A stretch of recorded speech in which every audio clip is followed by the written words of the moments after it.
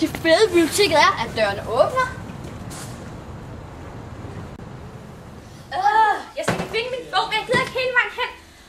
Den hedder Nymåne, og den er jo lige her på det her vildt smarte stativ. Jeg leder efter Harry Potter 4. Ja, det kan jeg lige se. Jo, den står lige her. Selv hvis man vil sidde i det stille hjørne, kan man også det.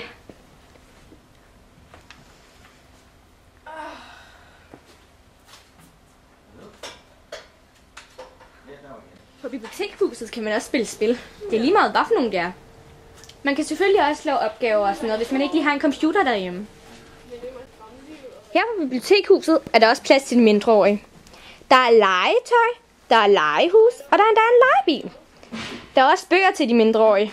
Der er følebøger og læringsbøger. Ja, det er nærmest en hel bogverden her. Selv hvis I har reserveret tingene, er de endda nemme at finde. Man får lige en bong, og så er man parat.